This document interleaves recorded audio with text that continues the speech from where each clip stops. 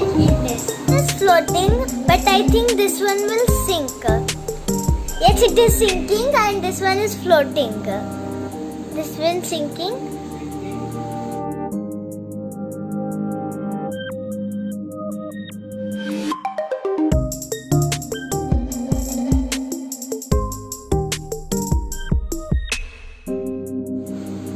This.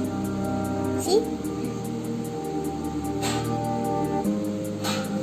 And this one is floating. See, we'll put it down. It is coming up. And let's try with this too. I will put it up, but it is still going down.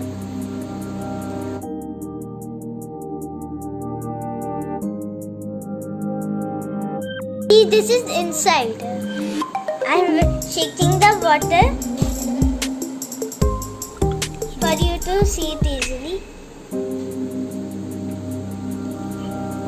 But this one is floating, see? I'm putting them in, but it is coming up, see?